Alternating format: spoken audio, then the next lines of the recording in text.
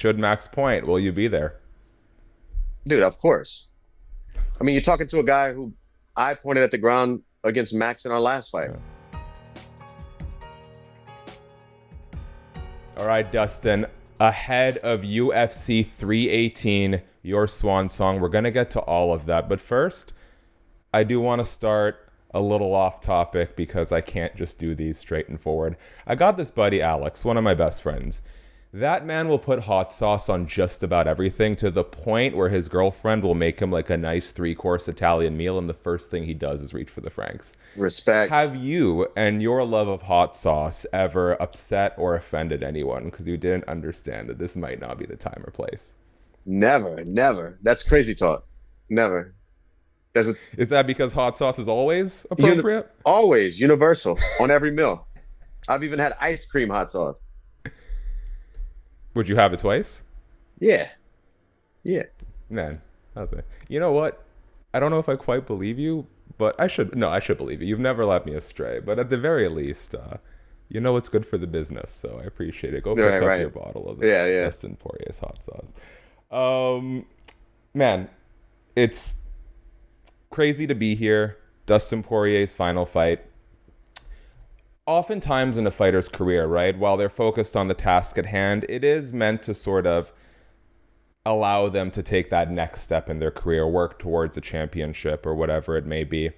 When you know that this isn't an escalation, but the finale, what's the primary driving force that sort of spurs the best version of Dustin Poirier? Never losing two fights in a row. I lost my last one, so Mm. finishing my career with that track record is incredible. For me personally, it's important to I'm motivated to go out there and show that I'm still one of the best in the world, and I'm walking away from this sport on my terms.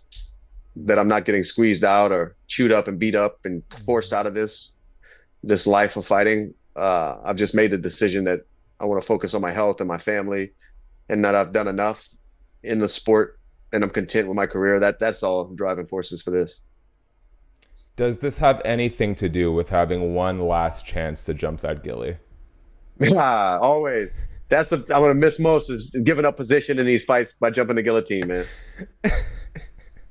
Well, I think Brown will be able to sleep a little bit easier, I think, after Saturday, knowing that that's no longer his concern to worry about. Yeah, for sure. He I'll check hates in it. with him on Wednesday. We'll Yeah, see he hates. how he's feeling. Um, I was having this conversation with my editors about sort of the reliable pay-per-view American-born stars that are left, and there aren't a ton of them, and you and Max are one of very few. And more than that, without naming names, I've been writing a lot of headlines lately about some of our MMA heroes and some of their less than admirable behavior. It really feels like you and Max are two of like the great fan adored good guys left in the sport. What does it mean for you to have that sort of adoration and respect from the audience? And, you know, aside from maybe like Conor and Michael and their fight related issues with you, I don't think I've ever heard anyone say a bad thing about Dustin Poirier. How much does it mean for you to have that sort of reputation on the way out here? Whoa, I Hopefully that lost you. wasn't an earthquake. Oh, I lost you. It's cool, man. I tried like my fighting persona is really me. Some of these guys have characters or Hmm. these masks that they wear.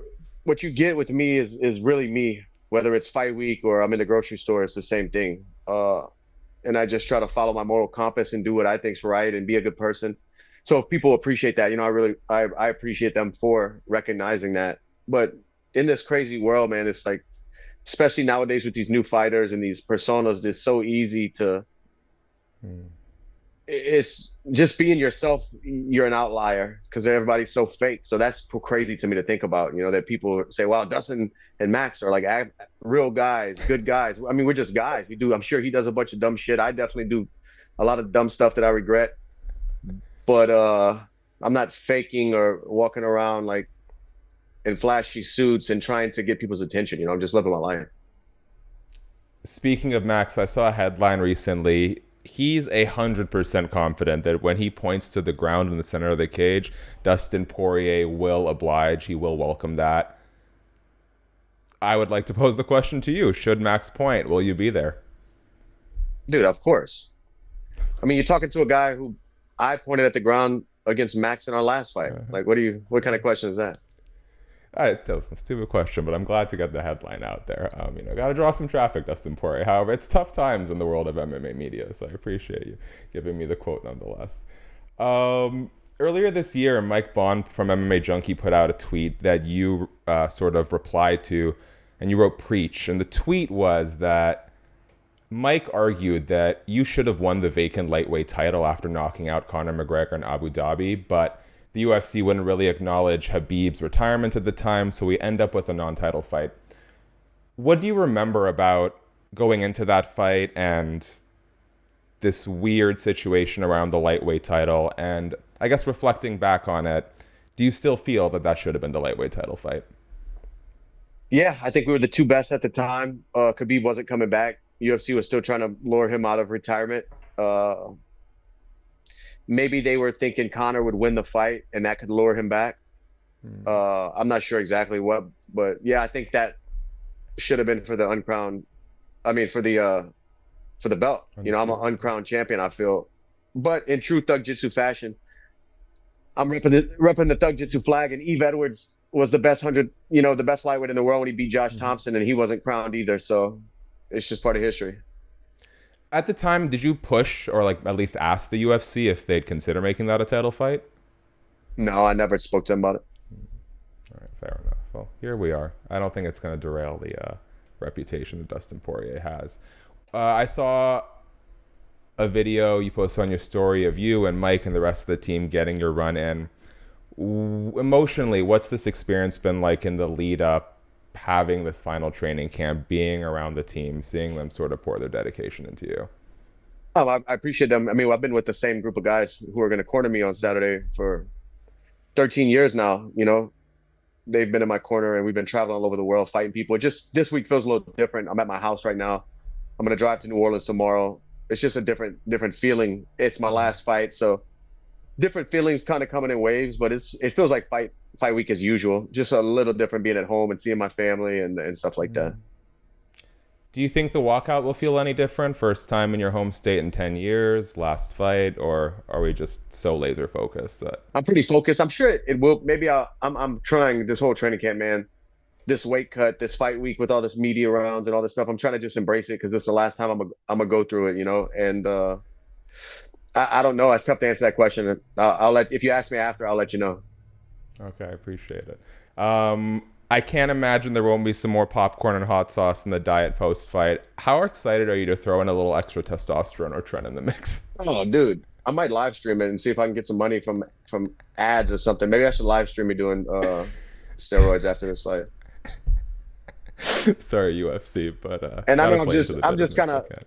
I've never obviously I've been tested my entire almost my entire UFC career since USADA and anti-doping came into the sport. But I'm kind of just busting people's balls. I'm not 100% going to do that, but I will go get my. I've never got my testosterone levels checked and all that stuff. I know UFC Crazy. when I get tested, they all test our levels and stuff, but they don't send us the results. They just let us know we didn't have any banned substances. We don't know the levels, but I'm gonna go to a doctor and check my levels and my hormones and just see where I'm at. I'm about to be 37 years old, so now that I won't have that burden of getting random drug tests at 8 a.m. in the morning, people knocking on my door.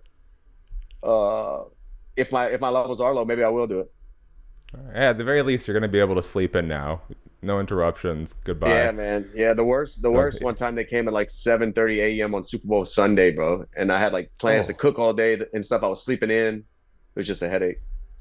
Do you think it's like Actually, one time I was buying a vehicle.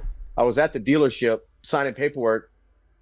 They called me. They were at my gate here at my house. They were like, "Well, if you can't make it here back to your house to meet me in the next hour, it counts as a failed test." I'm like, "Well, you can drive to the. I can't leave right now. I'm in the middle of paperwork." They drove to the dealership. I did blood and urine at the car dealership in the office. I'd love to see how they go about deciding like who's going where when. Yeah, Um, man. I like to think they're doing it intentionally, you know. Gotta endanger yourself one way or the other. Dustin, I gotta let you go soon here, so I just want to wrap up here. You've been asked a lot of times about what kind of legacy you want. You've said that you want to be remembered as someone who wears their heart on their sleeve and gave it everything they had. Why is that so important to you? Because that's what it really is. That's authentic. That's what it was. A kid chasing a dream to find out how good of a fighter he can be, to change his life through the sport, using fighting as a vehicle to try to reach the stars. I provided a great life I created a great life for my family. And along that was the legacy. That was a byproduct of me trying. I wasn't trying to leave a legacy. I was just trying to make things happen. And it's the truth. I want people to remember me as a guy who showed up to fight, win or lose every time. It was going to be a good scrap when Dustin was on the fight card, and just a kid from at a very young, early age, 17 years old, felt like he can be one of the best fighters in the world and went out and did it. Last one, because I really do want to get this in there. With the extra time you'll have on your hands, what's your biggest aspiration for the Good Fight Foundation? To continue to see, the Good Fight Foundation was started on fight memorabilia and using the shoulders of these huge companies like Fox at the time, or ESPN and Sports Center, and every interview I do, to have a megaphone to tell people about what's going on in my community and raise money for causes. And without this platform of fighting, I don't know how that's going to continue. But my plan is to continue growing the foundation, continue doing the annual things we do every year, hopefully branching out and doing bigger things, but keep this thing running without me being able to auction off fight worn memorabilia, because I won't have any more after this one. So we'll see. I have a good feeling this thing's going to keep going strong. I agree. Dustin, what a journey it's been, man. I hope this isn't the last time we speak, but congratulations on everything, and I hope you have a fucking blast on Saturday. Thank you, brother. Appreciate it. Enjoy the show. It's going to be a banger.